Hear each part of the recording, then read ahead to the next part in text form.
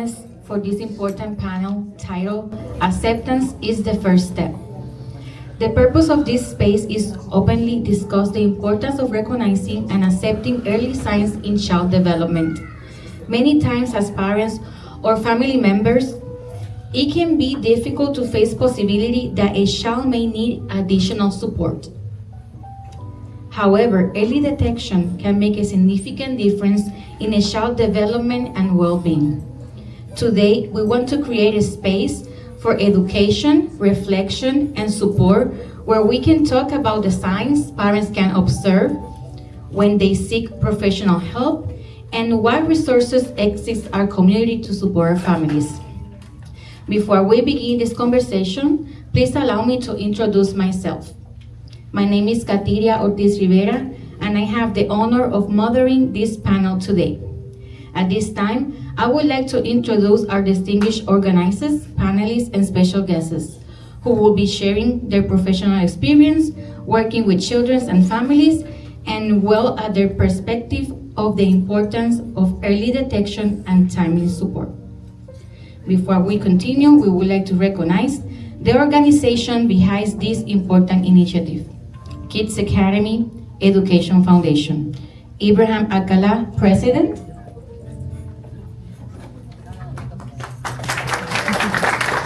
Marisa Sierri, Vice President. Iris Padilla, Executive Director. Yelisa Figueroa, Secretary. Thank you for your leadership and commitment for our community. Now, we would like also to recognize our welcome to our special guests and community partners. We have Butterfly Services, and we have Ms. Valencia from Angels for Kids on Call Mental Health Services. We also want to recognize our parent, Ms. Marlena Edgar from Kids Academy Education. We also want to welcome from our community and thank you for being here with us today. Your presence and support means so much to our mission and to the families we serve. Here with us, Haines City Mayor Morris West and her wife, Keith Downey, Haines City Commissioner, Lisa Miller, Polk County Public School Board Member. We also have our media and community representative, Dana Fellows from Four Corners. Thank you all for your presence and for helping us spread awareness and support for our families in our community.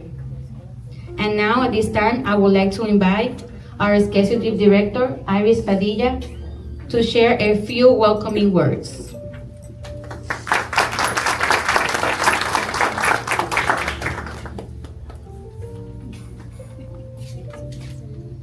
Thank you, Ms. Katiria.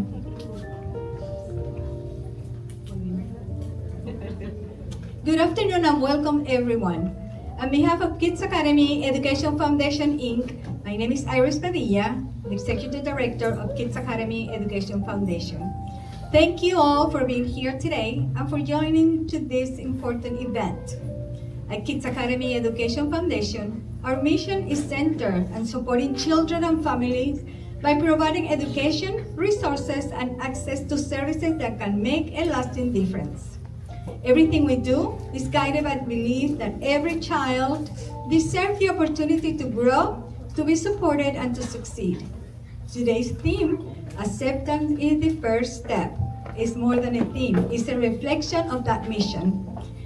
It is a reminder of how important it is to create spaces where families feel informed, supported, and empowered. We know that recognizing early signs in a child development is not always easy.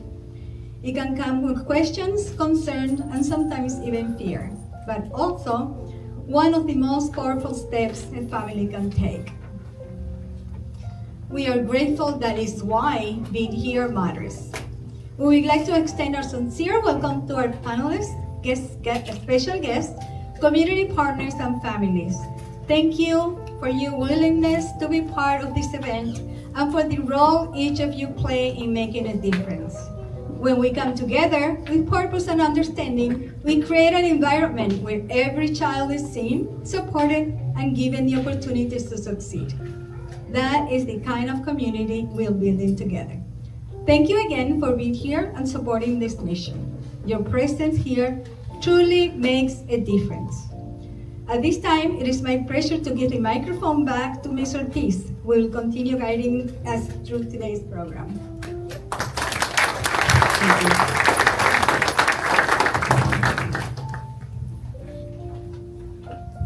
Now, I would like to introduce our distinguished panelists. Our panelists not only bring us extensive professional experience, but also share a genuine commitment to the well-being and development of children and their families. Each of them will offer a unique perspective from their area of expertise, which will enrich this conversation and help us better understand the importance of early detection and timely manner support. We will begin with Beverly Mercado, autism specialist, with intensive experience supporting children on autism spectrum and guiding families through the diagnosis and intervention process. Dr. Monique Fianel, President of Florida, IEP advocate, a recognized advocate for the educational rights of students with special needs and expert in IEP process. Dr. Christy Holson, mental health counselor, specializing in mental health and emotional support for children and family.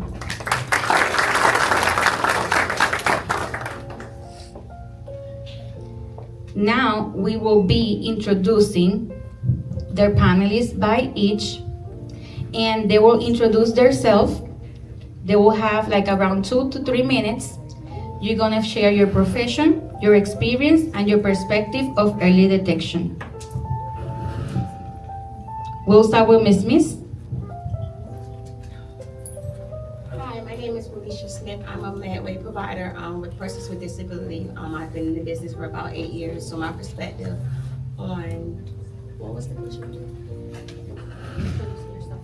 Oh, I'm Felicia. So I'm a medway provider with persons with disability.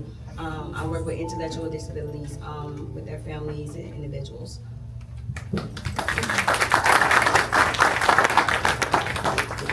Hi guys, I am Dr. Monethia Williams-Neal.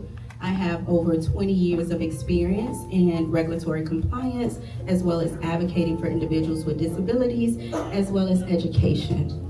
And so I'm also a licensed exceptional student educational professional, as well as a Florida State University College of Law student. I work closely with private schools and families, helping them navigate through the IEP process as well as the evaluation process to make sure our babies with disabilities receive the support and services that they need. And in my experience, one of the biggest early warning signs I frequently see in this industry is where students who have academically and behavior needs and concerns, they are not always addressed. So making sure that I pay attention to what parents are saying, what professionals are saying, helping to bridge the gap between education and the medical world to make sure our babies with disabilities are supported.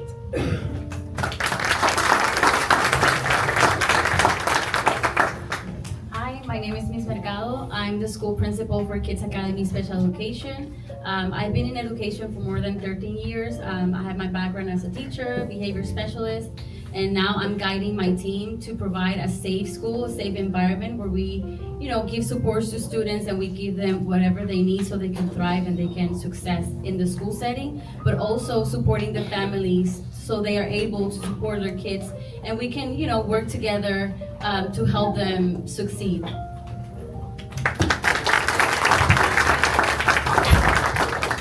Hi, I'm Christy Olson, and I am a licensed mental health counselor. I also have a doctorate in counseling psychology. I have been with the Polk County school system for 20 years and serving various roles such as school counselor, and at one point I was the senior coordinator for mental health.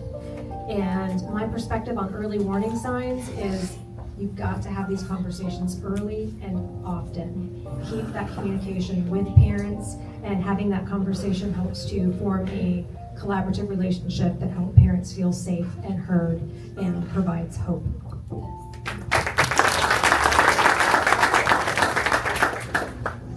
Now let's start our discussion. Our first topic is parental fears. Dr. Holson, as a practitioner, how can professionals such as teachers, counselors, and evaluators effectively support parents in moving from fear towards understanding and acceptance without overwhelming them? Thank you. And I think that very, very first step is having empathy and understanding that the parent has gotten information that might be scary for them and it might produce fear. So also delivering the information in manageable steps.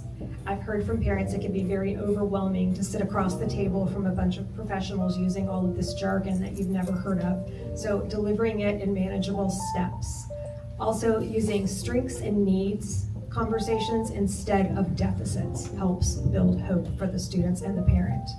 Parents should always be invited. Bottom line is, you know the kids better than we do. So we can talk all day about what we're seeing in school, but you live with the students, so talking to those parents and inviting them to be a partner with you in these conversations. Also letting parents know that it is normal what they're feeling. It is one of those things where until you've been in that position, you have no idea that other people around you and that you have a community of people experiencing the same things you are, and that it is normal to feel scared. It is normal to feel afraid of what's going to happen. It's almost like a grief process. You're grieving the child you thought you had, and you're having to prepare for the child that you do have.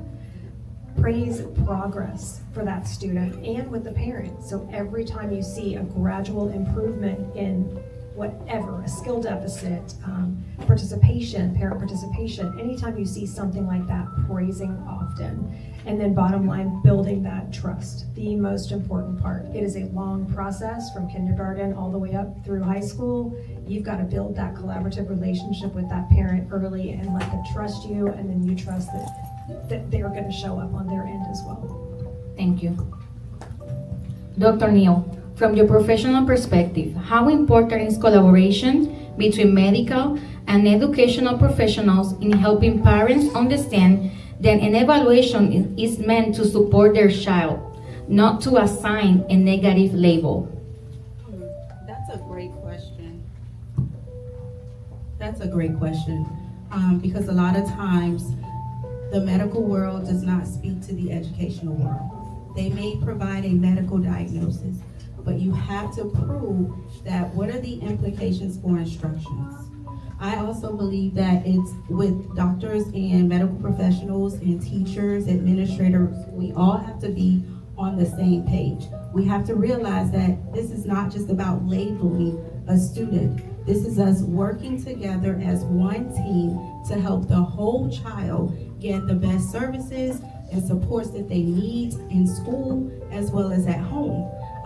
And even still, for example, as a child may be struggling in school, and just some extra interventions may be just enough for them to be successful. But if we aren't talking to each other and we're only keeping the information that the doctor shared and not telling the teachers in the school, it becomes very complex for the students. We have to remember they cannot tell us.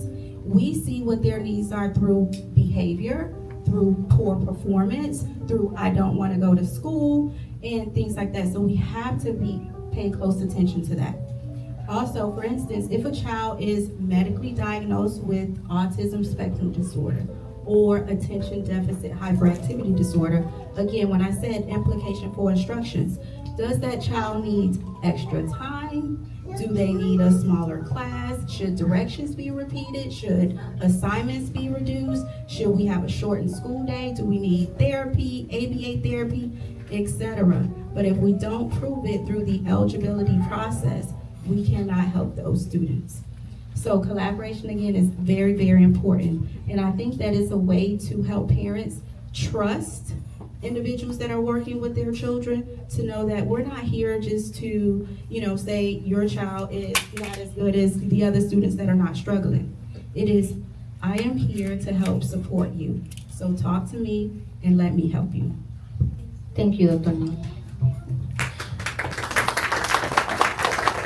Ms. Mercado, as a specialist, what are the most common fears or misconceptions parents express when concerned about their child development and first raise? some of the misconceptions that I've heard is when they say, oh, let's just wait, maybe it's just a phase, right? And maybe waiting feels safer for them, just, to accept that something is, happening in my child's development. But also, if we are waiting, that can delay access to early interventions, that can delay access to support.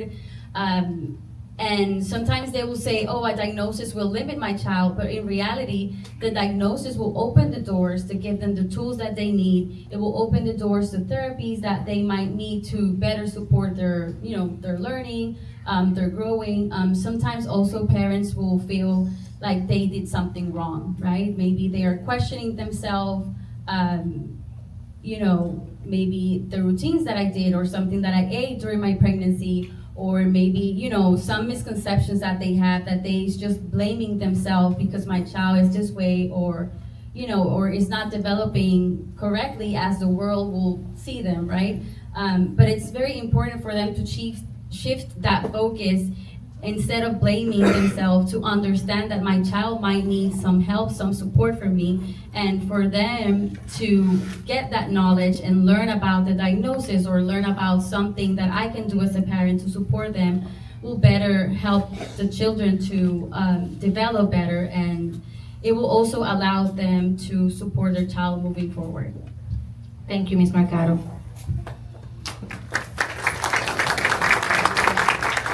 Ms. Smith, in your profession, how do you build trust between families and providers in helping parents decrease their fear and feel comfortable pursuing support and services?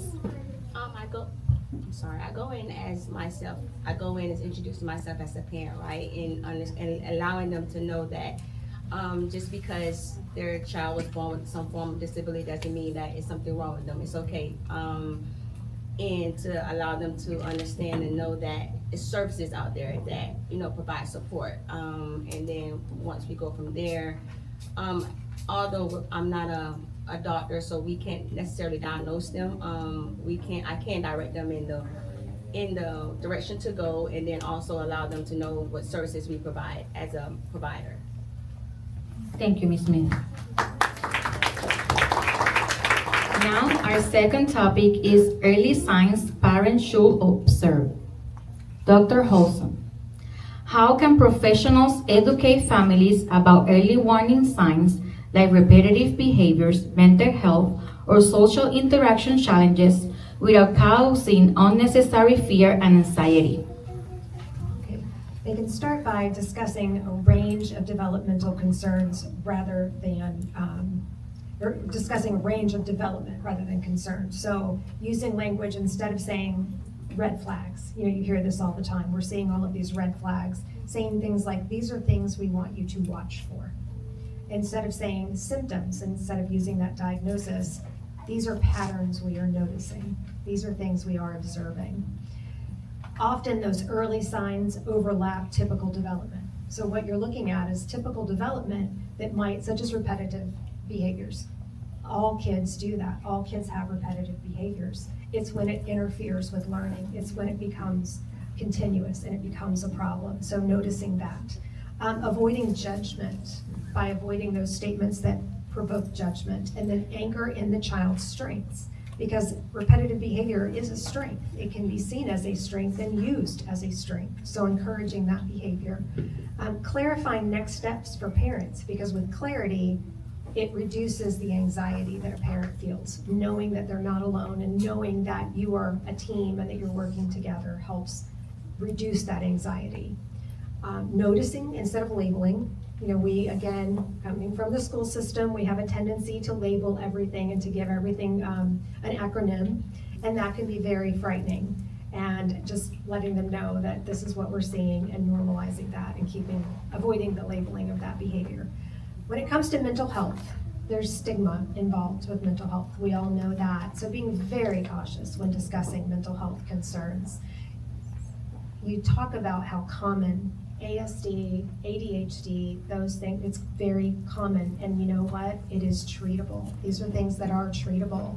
looking at it as skill building. You know, your child has a deficit in this. This is what we're going to do to help build that skill. And then also not using language that is using pathology, not using pathology for the language.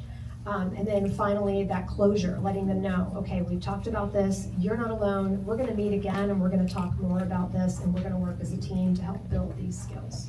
So forming that partnership. Thank you, Dr. Hudson. Dr. Neal, when a child shows early warning signs such as not responding to their name or limit eye contact, at what point should a parent pursue a formal screening or evaluation? Early.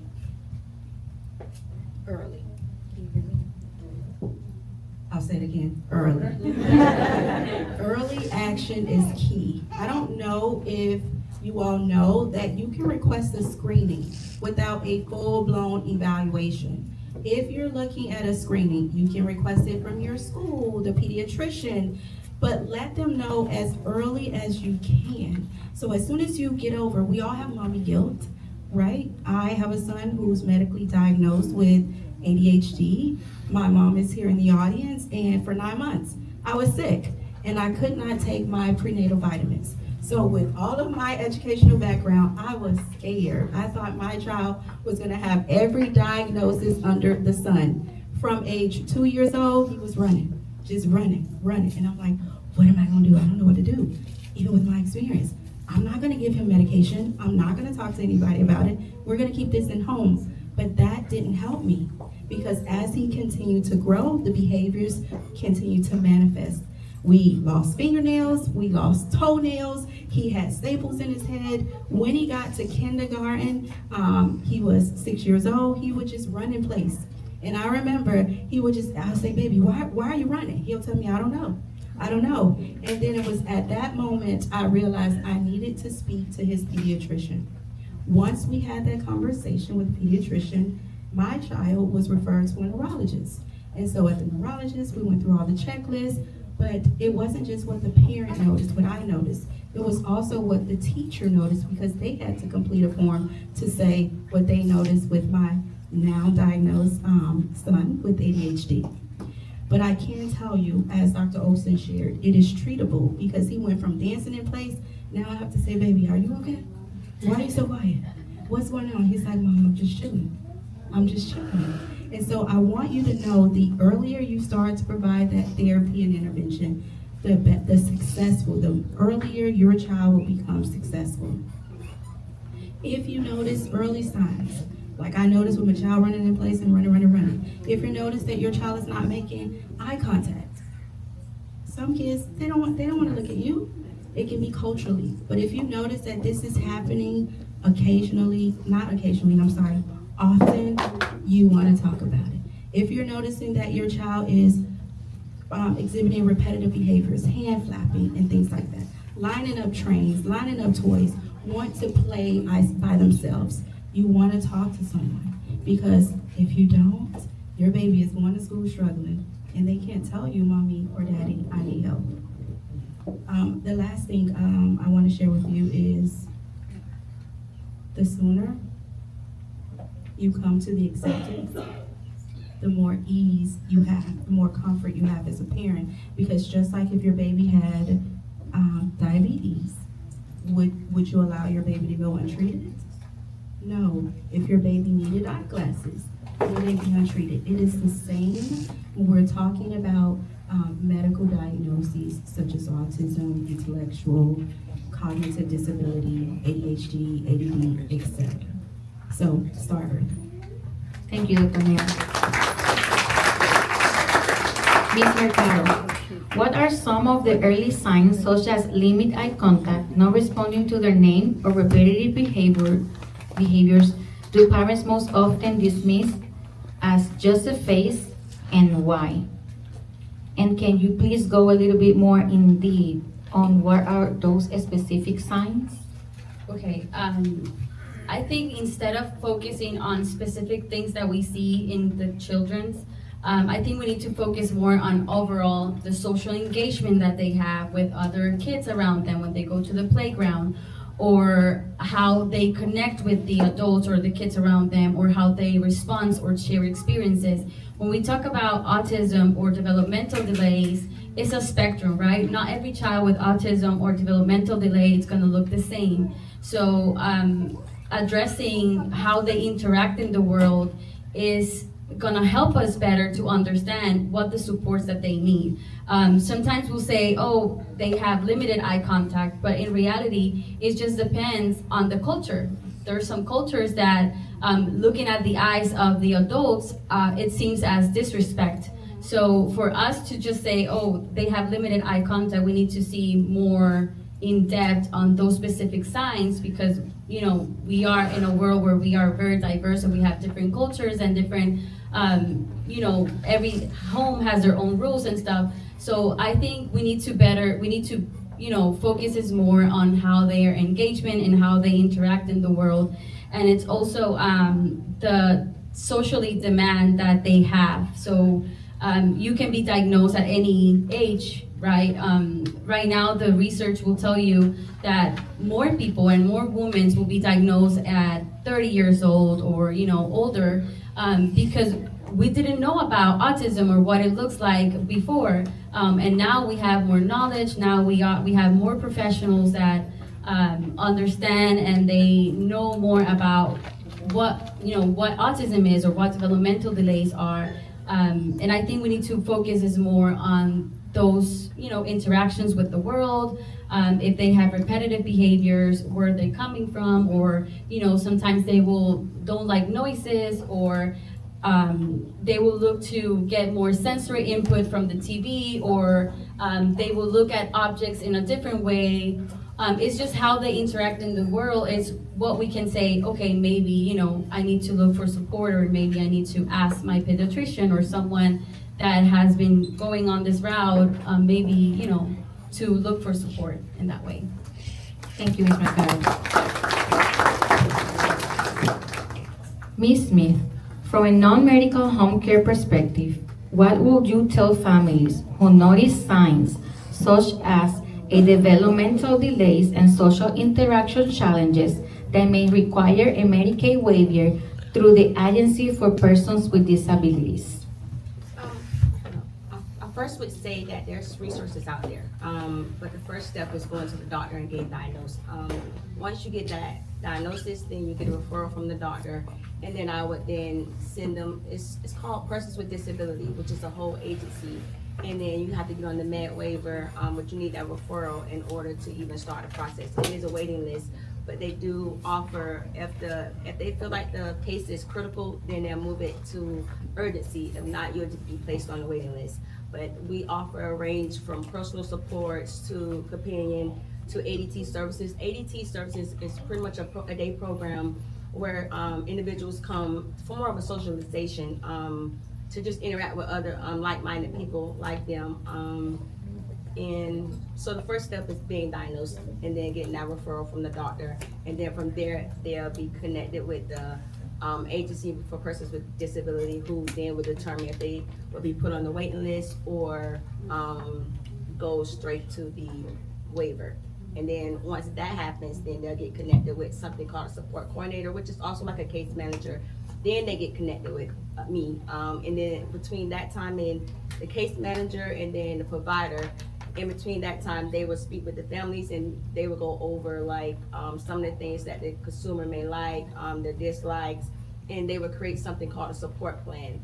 And then on that support plan, you will have goals. So it's step by step, but that will be the first step. Thank you, Ms. Smith. You're welcome. Now, our third topic is what should parents do when they notice signs? Dr. Holson, what should parents do if they raise concerns such as mental health and feel their concerns at being dismissed or not taken seriously by professionals? That's a tough one. When you approach a school setting, for example, you want to be specific. Tell them what behaviors you're seeing, how frequently you're seeing the behaviors, what time of day you're seeing the behaviors. So be as specific as you can. Request a meeting with the school, but when you do, share your concerns. Go ahead and tell them up front. This is why I'm requesting a meeting. I would like an tell them specifically what you're looking for, because you don't want to waste your time and you don't want to waste the school's time by not having the appropriate people at the table. So if you express your concerns completely, then they can be ready and have the correct people to save everyone's time and to have a better outcome. Be firm, but not confrontational. And that's a difficult one.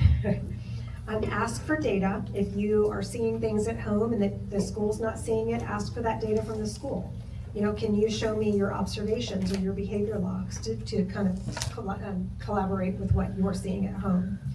You can put your requests in writing, specifically if it's going to be to request an evaluation through IDEA or to request a formal 504. If you're still not being taken seriously, or you feel like your concerns aren't being heard, then you can escalate it further. So you might start at the school level asking to speak to the school counselor or to the school psychologist to schedule that meeting. If you're still not happy, then you escalate it then to the principal. There is an ESE facilitator who you can request from there, and at that point you can go to the district level. But always start at the school and give them the opportunity first to hear your concerns and to solve the problem for you before you escalate. And then most importantly, give grace. Know that that teachers are trying, and school counselors, school psychologists, they're trying to have meetings during teacher planning times, and so we are trying to shove things into a small time frame, which I know can feel sometimes rushed and like your concerns aren't being heard. So just please give grace, be honest, but again, firm, but not confrontational. Hey, I feel like my concerns aren't being heard. I would really like to schedule a little bit more time. Can we do it after school? Can we extend the time that is normally required? Because I feel like I need a little extra time on this meeting. And the school should be able to accommodate that for you. Thank you, Dr. Holson.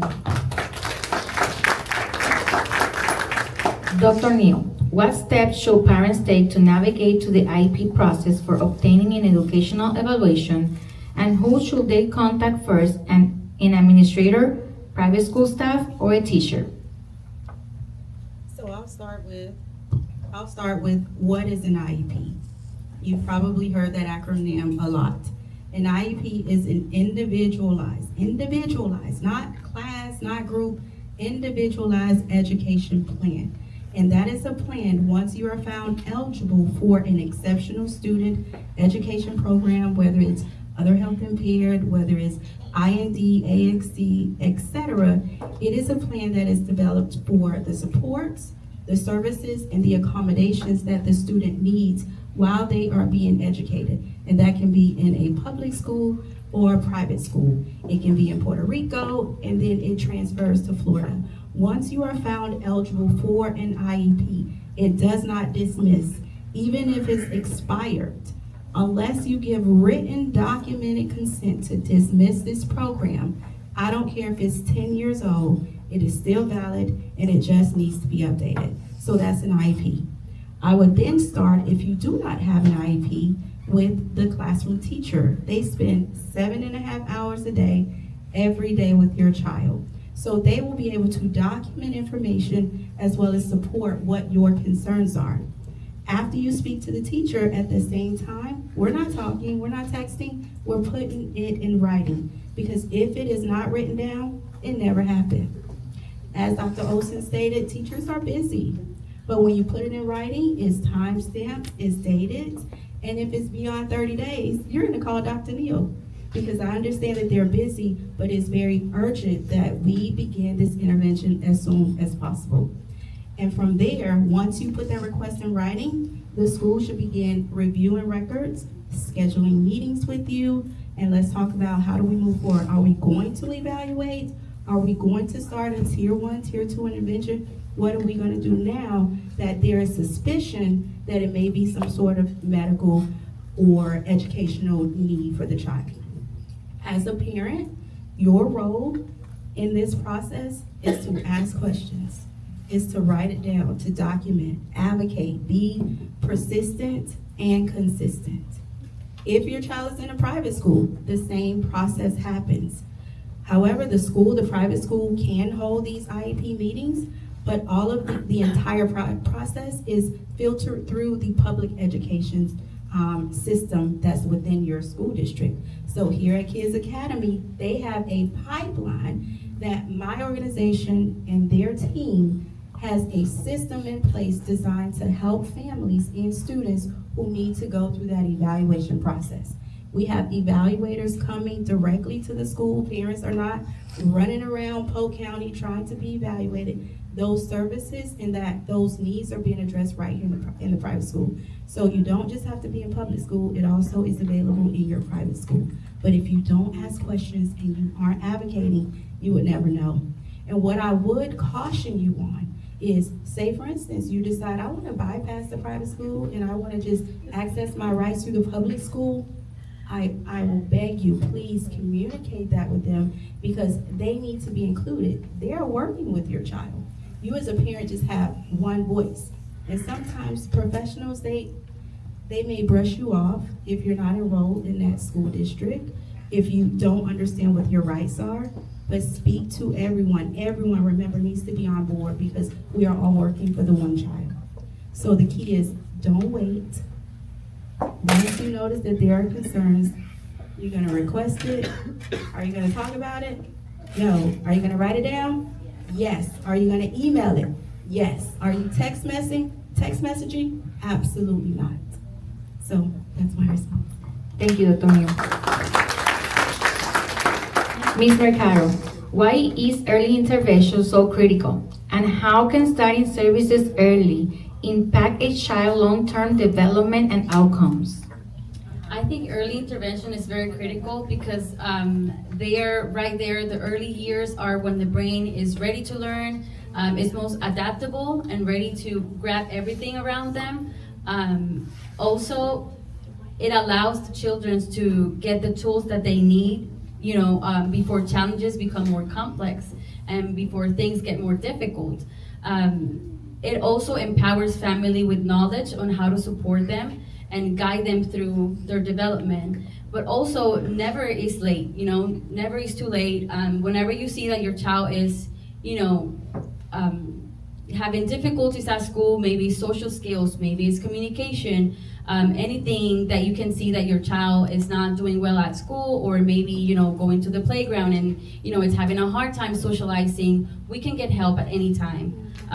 It's just, being aware of those challenges and, just ask questions, go to the pediatrician and ask questions, maybe to the teacher. Hey, I'm seeing this at home. What about at the school? What can I do? Where can I go? And it's just ask questions whenever you feel like, your child is struggling.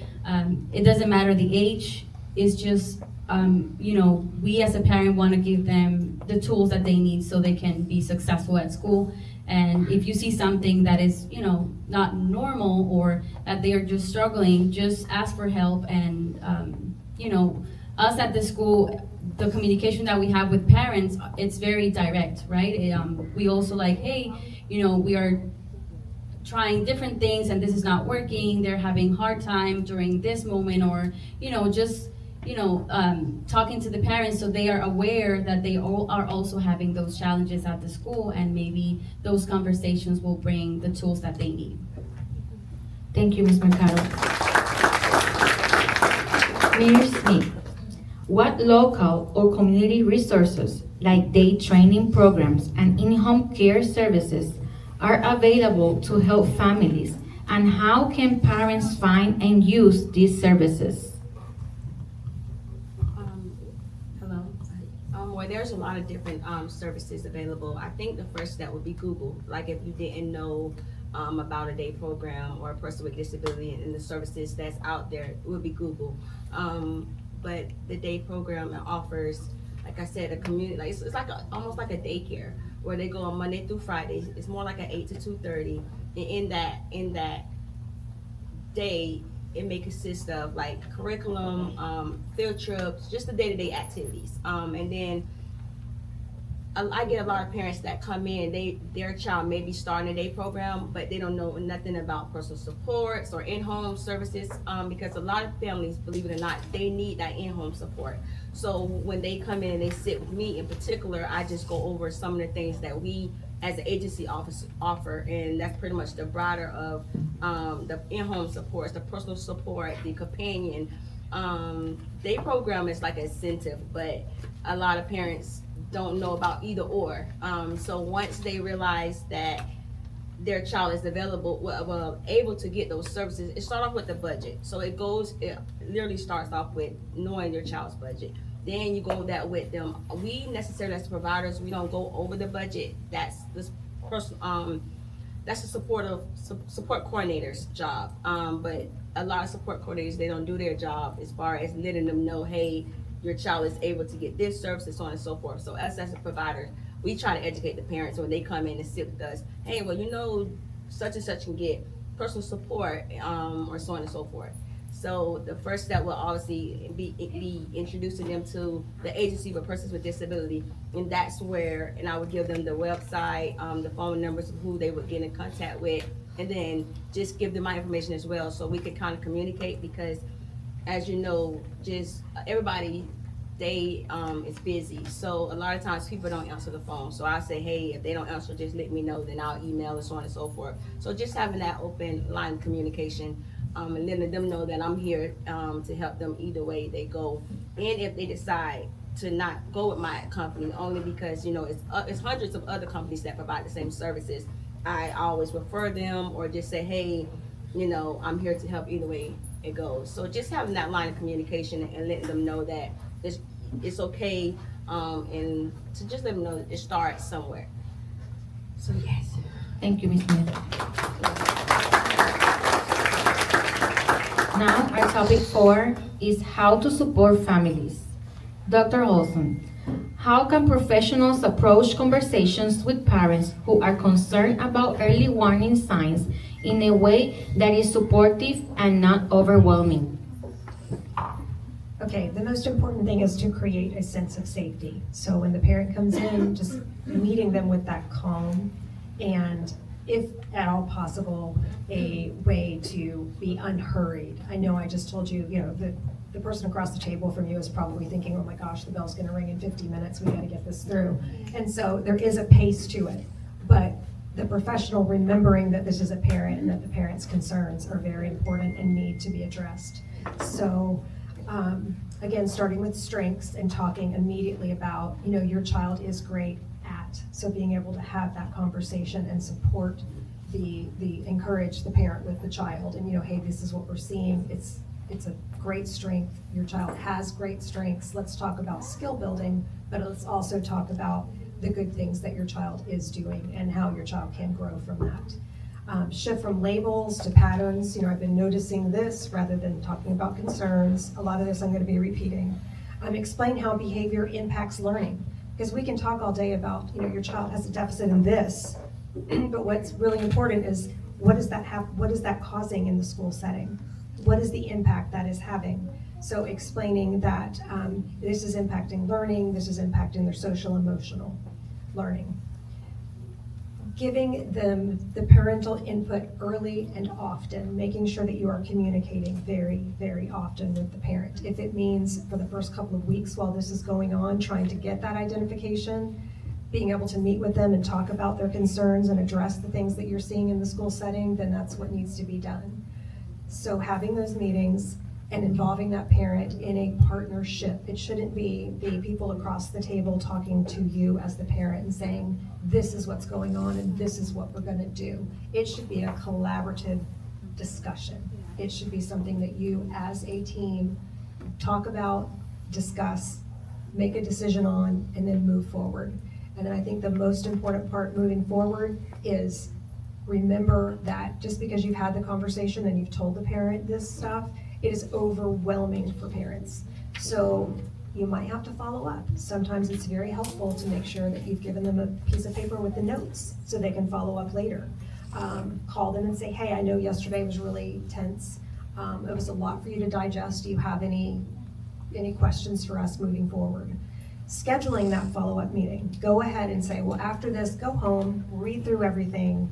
Let's meet again in 2 weeks and see if you have any concerns. So just kind of reading the room, reading that parent. What does that parent need at this point? Do they need that 24-hour follow-up? Do they need a meeting in 2 weeks? Or are they good to wait until the next IEP meeting? being able to tell what that is. And then also making sure that you're just using empathy and clarity and to pace it so you don't overwhelm. Thank you, Dr. Holzer. Dr. Neal, what message of hope or encouragement would you share with families who are just beginning this journey? You're not alone. Just look around tonight. We have community partners, we have attorneys and families, mayors, elected officials, teachers, professionals. You are not in this alone. Yes, the journey can be very overwhelming, especially in our special needs community. It can move very slowly. So starting as early as 2 years old, 3 years old, do not wait. Because are you alone? No, you're not alone. I want you to remember, children are not defined by diagnoses. They are defined by their potential, by their strength, and by the support that you help advocate to put in place for that baby. You are their voice. So remember, you have information available, talk to someone, meet someone tonight, get together, get the kids together, because it takes an entire community when we're working with our babies, whether they have a medical diagnosis or not. You want to make sure you are building those relationships within your community. Take it one step at a time. Ask questions. No question is a dumb question. If you don't know, say I don't know. Can you please clarify it? Talk to me as if you were talking to my high school son or daughter, because you want to understand this world. It can be very complex, very, very complex, but ask questions. And most importantly, your voice matters.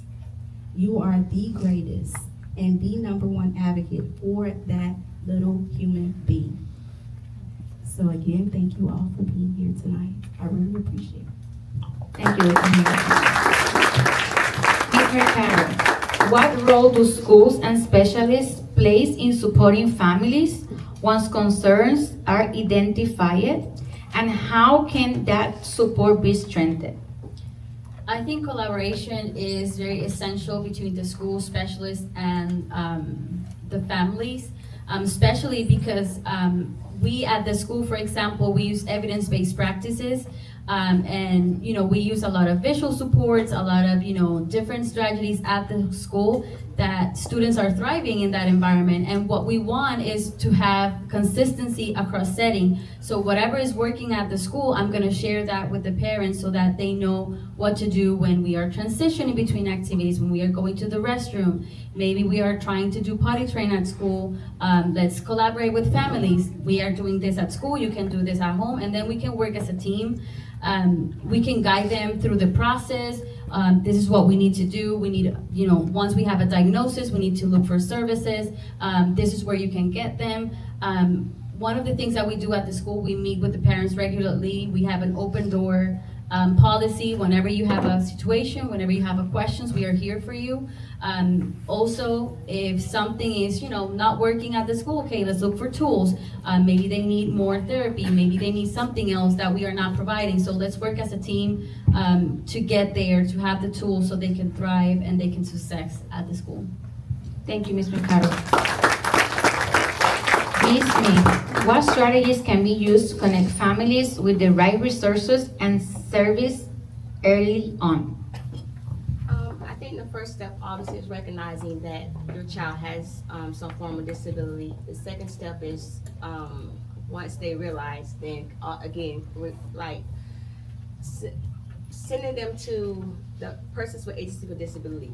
We, like us as a provider, we can't do nothing without you guys going through that process first. Like get them, once they've been approved, once they go through that whole evaluation, that's where we step in. So my first step, if someone even is on the med waiver, would be getting them on the med waiver. Once they're in the med waiver, then they have to connect with some of the higher ups. Then they, once they're approved, then we come in. But I always give them information as far as the phone numbers, who they need to contact, emails, and so on and so forth. But I always keep an open line for communication as well, just in case things get lost or things go slow, or they feel like it's not going fast enough, I always keep my line of communication open. Thank you, Ms. Mills. Now is the time for questions and answer sessions. Now, attendees, you may ask any questions to the panelists.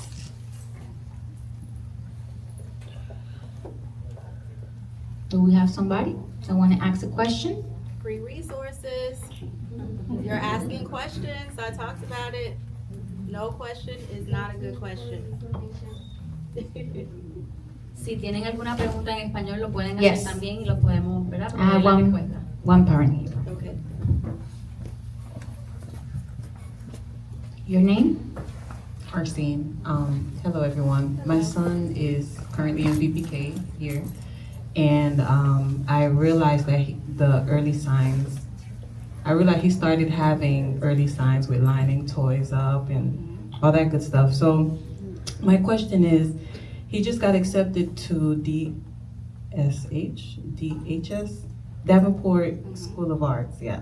He just got accepted there, so I wanted to know like the steps. I know you just mentioned that he can, there's resources, I guess, through the school here, so I wanted to know what exactly that I need to do. Dr. Neil, please. So my first question would be, does your child have a medical diagnosis? No. Okay, so I would put a request in writing to Davenport School of the Arts stating that you would like your child to be evaluated. Okay. And it will then go through their pre-K department. And once you begin that process, so once you request it in writing, they have 30 days to respond to you to say, yes, we're gonna move forward, or no. But then if they're gonna tell you no, they need to give you a notice of refusal explaining, well, why no? What data are you using to support your rejection of my request? And most times schools, they may see some of the signs as well, and so you may not have a difficult time, but you want to start by putting that request, and you're gonna say specifically, my name is so-and-so, my child's name is so-and-so, and I would like to have my child evaluated. Now, should I wait till he starts kindergarten, or should I communicate that with, Pre-K. with, Yes, ma'am. yeah, Mhm. Kids Academy? I'm sorry. Yes, I would start, if he's enrolled in school now and he's in the school he's going to be in next year? No, he's in pre-K now. Pre-K now, okay. So yes, I will put the request in writing as Okay. soon as you go to enroll him. Yeah. Thank Here's you. my enrollment papers, here's my request. Are you gonna leave it with the secretary? No. Hi, may I have the name of your ESC facilitator or your person who is in the department that works with students with IEPs? You're gonna get their name, their email and contact number, and then you're going to put your request in email. Okay, Okay. thank you. Thank you, Dr. Neil. Any other question? Buenas tardes, voy a hacer la pregunta en español. Miren, no les entendía ninguna de la conferencia, pero más o menos. Soy maestra, pero en México. Y allá no tienen ese programa con multidisciplinario con profesionistas. Ahora mi pregunta, ¿qué tan importante es el medicamento? The children's. Who can answer that question for me? Ms. Holsom? Okay, I'll just attempt to answer this for you. Medication is a personal decision. It is between a parent and the child. Ella está diciendo que el medicamento es una decisión personal del papá And the doctor. y el doctor del niño. It is one of those things, a lot of parents are scared to medicate their children, and just know that there's a lot of different medications out there now that they can try. Muchos padres, ¿verdad? Sienten algún miedo en cuanto a medicar a los niños, ¿verdad? Pero existen muchos tipos de medicamentos que pueden ser utilizados. But don't be afraid to try different medications, and also don't be afraid to say, I don't want to medicate my child. That is a parent's right. And no sientan miedo de, ¿verdad?, de decidir que lo van a medicar o también de decidir o decirle al doctor, mira, no quiero que lo mediquen, pero igual es importante, ¿verdad?, que tengan esa conversación con el doctor. You can try it. If it doesn't work, discontinue it. That is totally and completely a personal decision between you and your doctor. Pueden intentar el medicamento, si funciona, funcionó, y si no, igual no funcionó, y entonces tener esas conversaciones con el doctor. Thank you. Mi nombre es Mayoli Rojas, soy trabajadora social clínica, pero también soy enfermera. Trabajo para Angel for Kids y quisiera decirle a la señora que thank you very much for this support and this education. Y like they say, English, Spanish, skills building. So it's very important to have the support from the school, tener el soporte de la escuela, tener el soporte. Yo represento a Angel for Kids, I represent Angel for Kids on Call. We are a group of professionals que somos bilingües. También tenemos trabajadores de casos que can help the school, can help the community on guiding them on how to reach those resources at school with that too. And I really appreciate this program because it's providing the community the skills that they need, the information que los padres necesitan para que los niños puedan funcionar en la escuela. Okay? El medicamento, like the doctor say, is a choice, but the priority is to have those alerts y fomentar las habilidades en tu niño. Thank you, gracias. Por lo menos 3 especialistas principales a la hora de hacer un diagnóstico de autismo. ¿Cuáles serían como las referencias de médico, los primeros? She's asking, what are the 3 main doctors for a diagnosis? Especially, her question was around autism. So, first you start with a pediatrician, then they will make a referral because you won't be able to see a neurologist who would then be able to provide those neurological diagnoses. So you start there, you go to the neurologist, and then go ahead. El primer doctor que deberían ir es al pediatra, ¿verdad? Y el pediatra va a referirlo a un neurólogo, donde el neurólogo entonces va a poder ir, ¿verdad?, hacer diferentes estudios y ir más allá en cómo el cerebro está funcionando. So if the child is diagnosed with a medical diagnosis, the neurologist will then make referrals to ABA therapy or language therapy or any additional therapy that may help the medical diagnosis for the child. Una vez el niño sea diagnosticado con un diagnóstico médico, entonces el neurólogo puede entonces referirlos a diferentes terapias como ABA, que es el análisis de conducta, terapias del habla, ocupacional. But remember, I told you the 2 worlds are different. If the child is going to school, you can start with the school and they can then request an evaluation through that eligibility process, even without the medical diagnosis. Son 2 mundos diferentes, el diagnóstico médico y el diagnóstico ¿verdad?, educativo o escolar. Así que si ya el niño va para la escuela, se recomienda que se haga el diagnóstico a través de los recursos que provean la escuela. And I just want to warn you that sometimes you even have to push through the pediatrician to get to the neurologist because they may say, oh no, he or she is developing appropriately, but you are the parent, you are with that baby how many hours a day, that is your baby, so so don't stop. If they tell you, no, get a second opinion from a different pediatrician. Muchas veces nosotros como padres, ¿verdad?, cuando vamos al pediatra, puede ser que el pediatra ponga unas barreras o ponga unos límites diciendo que el niño se está desarrollando adecuadamente, pero ustedes son los papás y ustedes son los que están con ellos la mayoría del tiempo y ustedes son los que ven, ¿verdad?, esos signos, así que es importante que entonces usted pueda advocate con el doctor sobre lo que su niño necesita y poder pedir entonces ese referido. And I just want to add one more thing. When you start early, say if the baby is diagnosed with a medical diagnosis, as Ms. Smith talked about, the Medicaid waiver, your child can go on that list, which sometimes we see kids on there for 15 plus years. But if there is a crisis that happens in your home, it expedites the process. And when Ms. Smith also talked about the in-home companion services, what that means is, oh, I'm sorry. No, it's okay. Listen, I start Spanish classes in 2 weeks. I'm sorry. Ella habló sobre cuando tienen un diagnóstico médico, es importante entonces entrar a la parte de Medicaid, que fue la que la señora estaba explicando, porque muchas veces hay personas que están esperando en la lista de espera por más de 15 años, así que es importante hacer ese paso también para poder llegar a los recursos. So about the in-home companion services, that mean is if your child is in crisis mode and they cannot attend school, those services come into your home, whether it's in private school or public school. They have home education programs, but without any of those diagnosis, IEPs, etc., those supports will not be available. And by that time in the crisis, you're kind of behind the 8 ball. En un momento de crisis, esos recursos son importantes porque ellos pueden llegar al hogar donde, ¿verdad?, está ocurriendo la situación o a la escuela y te pueden proveer entonces esas herramientas. Thank you, Ms. Mercado. Gracias. En español. ¿Cómo tú le ayudas a un padre a entender la crisis que tus hijos tienen? Porque tú pones al niño en tratamiento, pero a la vez tú como padre también sufres. ¿Cómo puedes hacer un advice para el papá para poder soportar todas esas crisis que a sus hijos les dan? ¿Hay algún programa para los papás?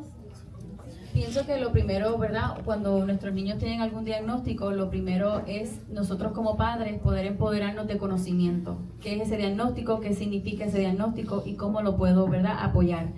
En el caso de la escuela, en nuestra escuela, nosotros, ¿verdad?, apoyamos a los papás, les damos las herramientas necesarias para esos tipos de crisis y qué pueden hacer. También nosotros estamos proveyendo talleres para padres completamente gratuitos de forma virtual, los ponemos en nuestras redes sociales, en nuestras escuelas estamos también, ¿verdad?, ofreciendo esa información donde le brindamos herramientas basadas en evidencia y en investigación, donde los papás van a poder utilizar esas herramientas para apoyar a sus niños en medio de la crisis. One of the questions she had was about the crisis. What can they do as parents and where they can get the information? So I was talking about the free trainings that we are doing at the school to empower the families with knowledge and tools to do that. Also tell her, Thank you. You're welcome. In addition to school setting, there are outside services, which is the APD, what Ms. Smith was talking about. If you go on to, you just Google agencies for persons with disabilities in Florida. There's a 2-page application process, and now they do it online, so you can do it directly online, but you need to have, in order to even, you see the accommodations I need? Imagine our babies in school, they're like, what is the teacher talking about? I don't even know. I'm sorry. Ella habla de no solamente en la escuela, los recursos que la escuela provee, pero también hay recursos en la comunidad para los padres. Puedes en Google hacer una búsqueda donde puedes poner qué recursos hay para las familias con niños, ¿verdad?, con algún tipo de diagnóstico, y te van a salir muchos recursos de entidades o fundaciones o agencias que proveen estos tipos de recursos para ustedes. Y ella está hablando de 2 aplicaciones que se hacen. You were talking about the 2 applications? Yes, 2 pages, a 2-page application that can be done online. Okay. Hay una aplicación que es de 2 páginas donde las puedes hacer completamente online y te van a proveer entonces esa información. ¿Te acuerdas del nombre de la agencia que ellos estaban hablando? Se llama Agencias para Personas con Necesidades Especiales. Miss Luisa from Butterfly Services. Perdón, lo voy a decir en español. Una parte importante también de la terapia de behavior es que incluye a los padres, porque igual es como, nosotros no sacamos nada con hacer la terapia solo al niño, porque el niño está todo el tiempo en su casa y su familia tiene que estar en la misma página, si no la terapia no va a ningún lado. Una parte muy importante de la terapia de behavior es que se entrena también al papá. al padre. I need accommodation, please. She was talking about the ABA services or therapy. One of the key about that therapy is that they empower families with the knowledge on how, how to work with the students.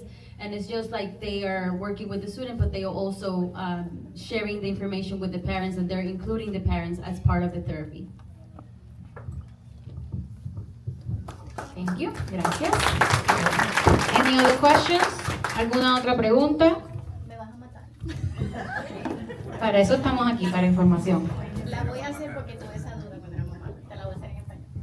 Ok, yo tengo 2 niños. Uno fue diagnosticado con autismo, otro con ADHD.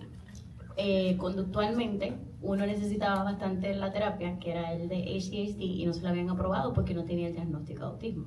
So, en ese caso, ¿cómo podría yo buscar la terapia conductual?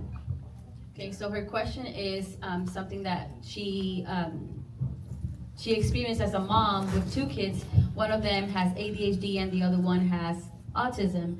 The one with the ADHD needed more therapy for behavior and ABA, and her question was, how can she access the ABA therapy with an ADHD diagnosis? Okay. So, I would say speak to your neurologist. I'm sorry. I'll remember to slow down this time, okay? Lo primero que ella recomienda es hablar con el neurólogo. Yes, because the neurologist is the one that gave the diagnosis, is that correct? Yes. El neurólogo es el que dio el diagnóstico, así que ese es el doctor que ustedes van entonces a hablar. And so you're asking, how can you get ABA therapy for your baby with ADHD, is that correct? They actually didn't approve it. They didn't approve it typically They didn't have the autism diagnostic. because he's medically diagnosed with ADHD. Are you seeing behaviors in school? They already passed that stage. They are 14 and 18 years old now, but she wanted to know so other parents can have the resource. Okay. Thank you. So I would say, as I was saying, start with the neurologist, and if there are concerns with the neurologist saying, no, maybe we're not going to make any recommendations, if there is behavior in school, remember, there is a different evaluation process. So you can look at things like social emotional behavior programs that will then do functional behavior assessments. Am I going too fast? You see, I'm the student that I have ADHD. So, si el diagnóstico fue por un neurólogo, hablar con ese neurólogo acerca de las conductas que ustedes están observando, pero también tenemos que recordar el proceso que se hace en la escuela. Y si esas conductas están siendo notadas en la escuela, podemos entonces dirigirnos a lo que es un análisis funcional de la conducta, donde la escuela entonces lo va a proveer en el proceso. So with that evaluation, when we're looking at behaviors in school, I'm not going to tell you that it's an easy process because it has to be proven that the behavior is impacting the student at home as well as in the school setting. And sometimes we only see it in one setting, which makes it more challenging. But I'll just say this before you translate. If the student has an IEP, it doesn't matter what the program says. It is driven by data and what support the individual child needs, whether they have a autism diagnosis, but they have this IEP. Una vez entonces se haga ese tipo de evaluación, ¿verdad? La escuela te va a proveer las herramientas. No es una evaluación que se pueda hacer así de fácil o que la puedan aprobar fácil, pero sí tenemos que demostrar que las conductas están sucediendo tanto en el hogar como en la escuela.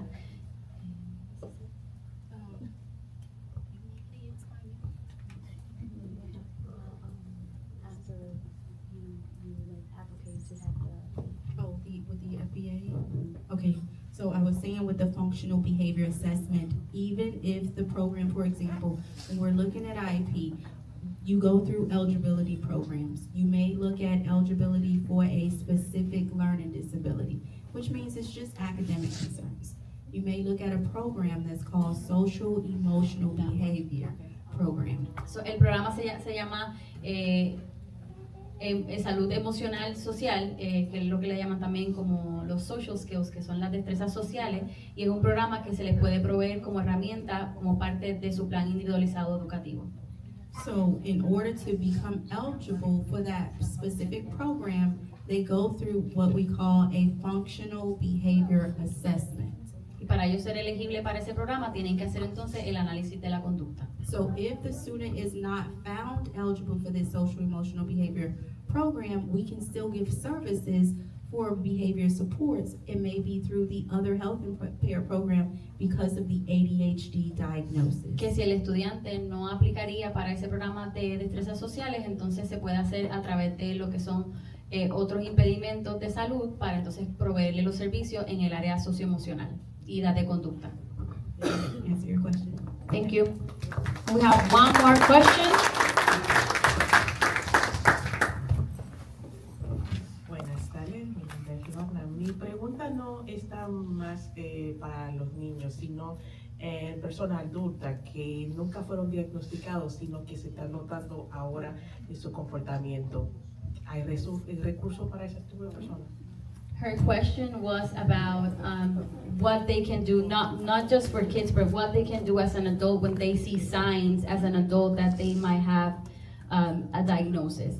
And I want to answer this question because it's very personal for me. 3 years ago, I was diagnosed with autism. And you know, I always struggle at school. I always struggle with social interactions, making friends, and I was always like telling people, you know, whatever I think in my mind, and you know, just blurring things out, and you know, having difficulty with social interactions. And through my process, I went to therapy, and you know, I went to a psychologist, and she talked through me, and she did, even 5 minutes just starting my session, she was asking me like, have you been thinking about of getting an autism, you know, diagnosis, or maybe having something, you know, an evaluation? And in my mind, I was like, well, I never thought about that, because in my 10 years of working with kids with autism, I felt safe in my school, in my classroom. Like, that was my entire thing. That was the only thing that I was studying. I did my bachelor and my master's degree in autism, and that was like my whole world. Like, it's my passion right now.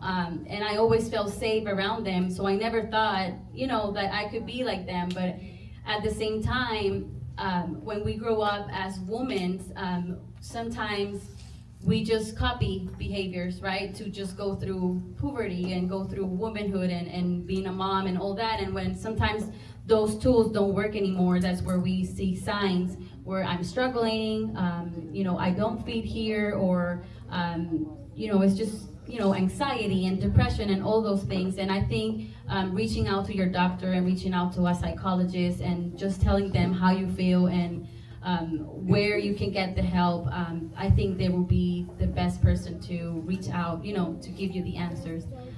Una de la pregunta que ella hizo fue acerca de un diagnóstico como adulta, y una de las cosas que compartí fue que hace 3 años, ¿verdad? Yo fui diagnosticada con autismo.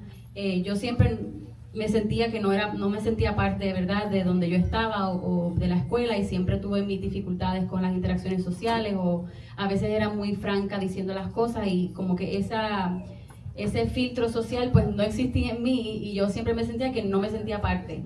Y por medio de mi adolescencia, pues uno copia muchas conductas de otras personas y uno dice, ok, así es que me tengo que comportar, o ¿verdad? Uno hace mucho masking, como se le dice en inglés, y a través de, ¿verdad?, de un proceso de ansiedad y de depresión, me comuniqué con un psicólogo, hablé cómo me sentía, y pues en 5 minutos habían pasado cuando ella me preguntó si yo quería, ¿verdad?, tener un diagnóstico o una evaluación de autismo o de neurodivergente. Y fue a través de la doctora, ¿verdad?, que yo pude tener mi evaluación, pude tener mi proceso. Y es bien importante también que nosotros podamos tener estas discusiones con los doctores, porque así pues te pueden dar las herramientas para uno, ¿verdad?, poder seguir en la vida. Y pienso que también es importante, muchas veces también los papás ven ciertos signos en los niños y dicen, yo hacía eso cuando niña, o así era como yo me comportaba. Y es bien importante, ¿verdad?, tener estas conversaciones para que otras personas pues vean que sí se puede tener un diagnóstico, ¿verdad?, cuando ya uno es mayor, y eso te puede brindar mucha como claridad en que no soy yo el problema, ¿verdad?, sino que es algo más allá, que podemos entonces buscar las herramientas para eso. Gracias, thank you. And now at this time, I would like to invite our special guest parent, Marlena Edgar, to share a few words about her experience as a family.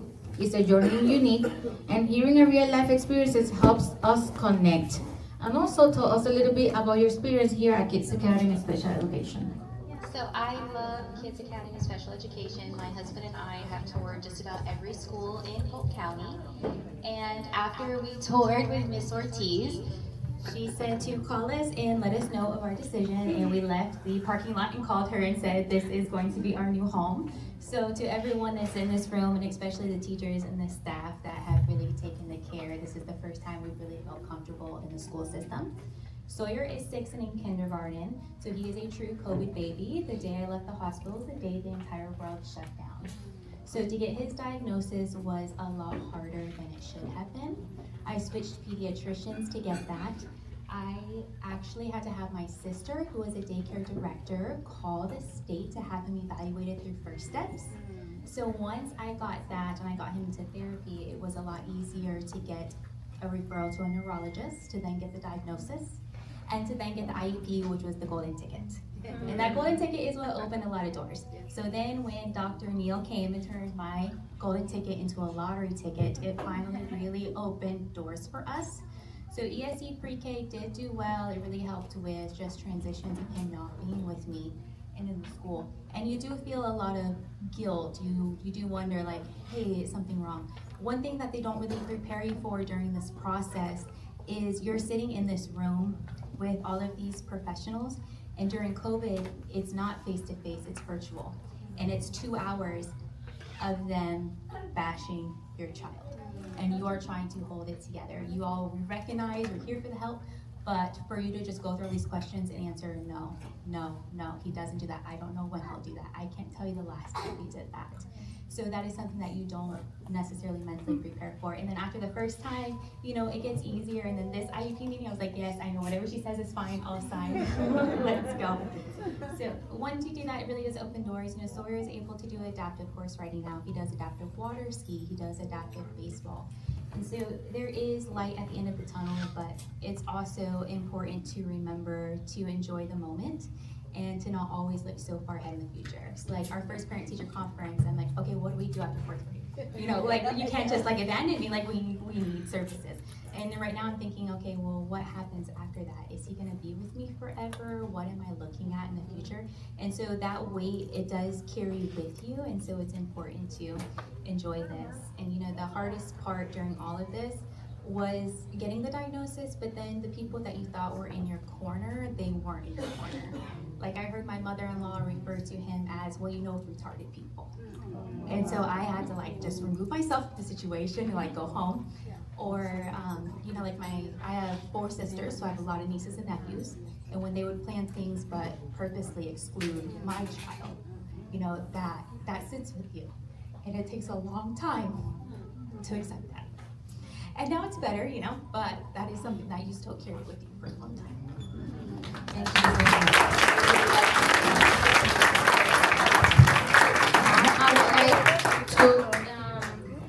I would like to invite our community partners. They work with us along in the schools. Butterfly Services. Can you explain a little bit about your company? Sure. Hello, my name is Luisa Irita. I'm PCBA. I've been working with Kids Academy since I think 2 years ago, and it's been hard to find the right people, you know, the right staff. But when you find good therapists that work with your child, things go better for everybody, you know. It's for me, this work is like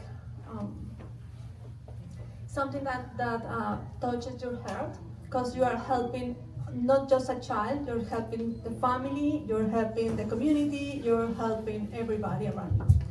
And it's important to have these discussions, because everybody needs to know that there's support, there's people around looking for help you and trying to do the best. We are always trying to do our best on helping your child. So my company is services, I provide services on behavior. So we are behavior therapists. And it's been a pleasure work with Kids Academy since then. Thank you for your partnership. Now I would like BNG Behavior to explain a little bit about their services. They also work along with us at the schools. Okay, my name is Idabel. The name of my company is G&B Behavioral Service. We are providing service just for, I think a few months ago. We provide support with the family with child with autism and other developmental disability. We are here for to support that family that needs that service. We offer service in applied behavior analysis, ABA therapy. Thank you for your partnership as well. Now I would like to introduce Ms. Valencia from Angel Kids Uncle Mental Health Services so she can explain a little bit about her services. Okay, it's on. Okay. Joshua, could you stand up, please? Stand up. Say hi to everybody. Okay, I want you to be my son, Joshua. Hi, Joshua, I'm here. Okay, you can sit down now. He is our inspiration. So that's my son, Joshua. He's 30 years old. So I'm Elizabeth Valencia. It is truly an honor to be here with you today. That was wonderful. I represent Angel for Kids and Families. That was a community mental health center who provides services in the 12 counties in Central Florida. It's a dream for my family, for my team, to support the community. We are providing services in Haines City since 10 years already. Paola, 10 years, right? Yes, part of my staff is here and there and there. I've been invited by Harrison. Harrison, stand up. He was the person who invited me to this event. Thank you, Harrison. I have a master in social and education and social and community services, and also like my colleague, bachelor in science of nursing. And we are serving thousands and thousands families during these 14 years. We have an offices here in Polk County, also Brevard County, Orange County, and all my team are bilingual professionals. So we are serving in the different places that we have opened, but also through telemedicine, and also we are serving schools like your school. That was the vision for Angel for Kids and Families on Call, born because Joshua. I went through the journey to find services when I find out that my son has an ASD, and it was not easy. So I make a promise to myself and my family that we're going to open a place for families in different languages, to help you, because this is a journey for the whole life. When my son turns to the 18 years old, I say, oh, that's fine. I got it. I know everything. And now he's an adult. And I start learning different behaviors that he has every single day. So I'm so touched by your testimony. It's a mission for you now, because you know that you are in that diagnosis, but you're helping others. So anything you need, we offer evaluation through our LPHA professionals. We provide evaluation. We are Medicaid and Medicare and all the insurances from the marketplace providers. So anything you need, please let us know. Our mission is to help families in any way. Since 2014, we found this organization with one simple but powerful mission: to ensure that no child or family feels alone, like you said before, when facing mental health or developmental challenges. Beyond services, what truly defines us is our approach. We have a different approach. We also provide therapies with horses. which is something that the kids love it. It's like a difference between our community mental health services through the other mental health services. We have a ranch with animals, and they love the therapy with animals. It's something different that the government pay. Over the years, we have seen incredible transformation through our therapies. Children who was struggle with communication, because my son, at the beginning, when I discovered that he has his diagnosis, he was not verbal at all. And we receive kids, not only kids, but also young adults that they have zero verbal communication. After they start with the individual therapy and start participating in the group therapy, they start, using some kind of words, and it's so different in the families who get this kind, of information, because a lot of families who move from another state or even from another countries has no idea that they can receive those kind of therapies paid by the government. So thank you for inviting me, and thank you for inviting my teen and my son, okay? Thank you. Now, before we conclude this panel, I would like to introduce Ibrahim Alcala, President, with some words.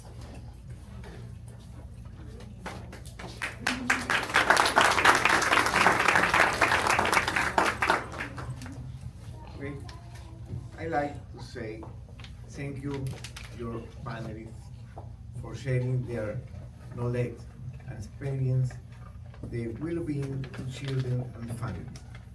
Also, thank each for your being here and for taking part in this important event. Thank you.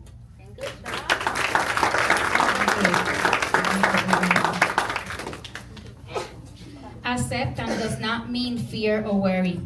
It means opening the door to information, support, and opportunities that can help our children reach their full potential.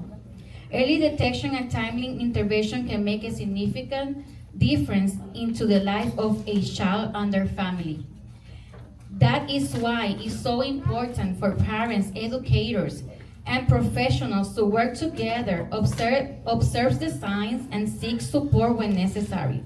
Through the Kids Academy Education Foundation, we remain committed to educate, support, and connecting with families with resources and professionals who can guide them through this process. When we want every family to live today with one clear message: you are not alone. There's professionals, there's organizations and communities ready to help. Thank you again for your time. Thank you for your participation and for being part of this mission to support the development and future of our children. We wish you a wonderful afternoon, good evening, and hope to continue working together for our families and our community. Thank you, everyone. Good night.